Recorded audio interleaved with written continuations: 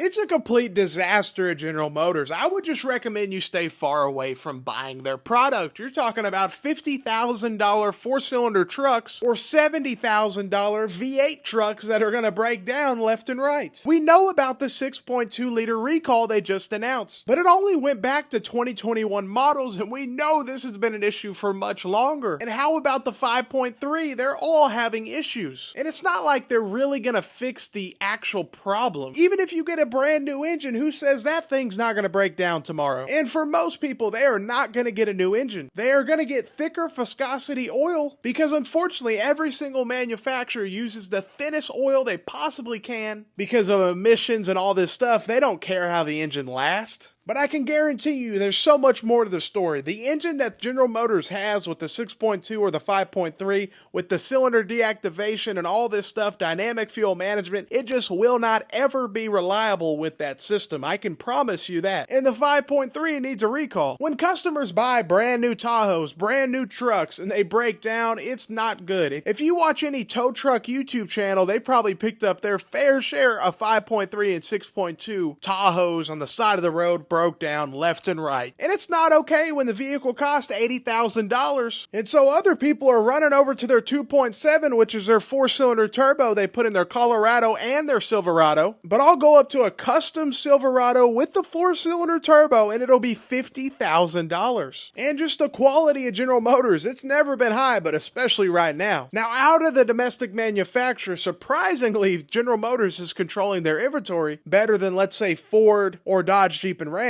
Most Chevy dealerships will have 2025s mainly, and it's just so overpriced. Whether you're looking at a work truck or a high trim level, they're all crazy expensive. And I can almost guarantee you, if you buy that General Motors product, you're probably going to have to bring it in for a recall or some sort of problem that you're having. And I know General Motors dealerships are always out of loaner cars because they're always giving them out because people always need them. And it just sucks when you're making your payment on your $80,000 Tahoe and you're driving a Chevy Malibu as a loaner car. General Motors should have done better, and considering they have reliable engines, they can build a reliable, naturally aspirated V8. They need to make it simple. They need to remove cylinder deactivation and anything that makes it more complicated just to save a few miles per gallon. And is it really even better for the environment when you save maybe a few miles per gallon with auto start and stop, cylinder deactivation, and all this stuff, zero W20 oil, and then the engine lasts for 40,000 miles? So you're having to replace a whole new engine way before its life. So it makes completely no sense. And at the same time, I bet General Motors will say you can do 10,000 mile oil changes.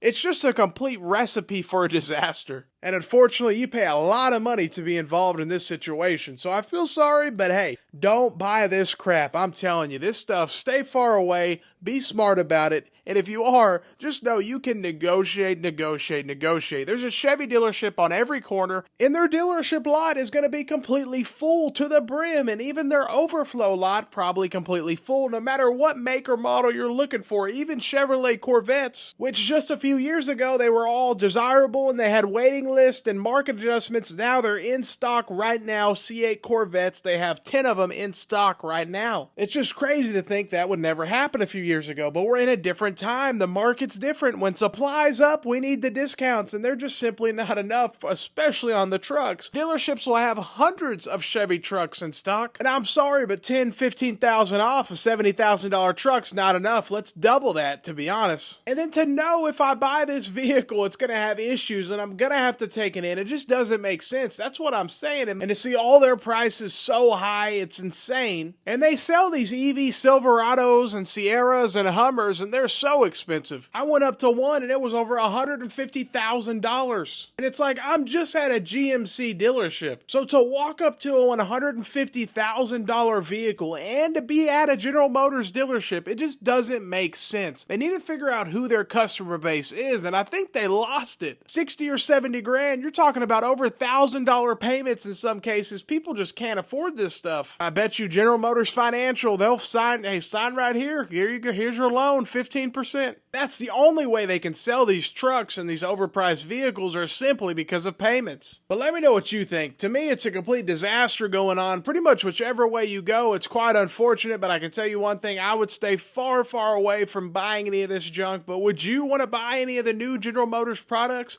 Let me know. Have a great day and stay blessed.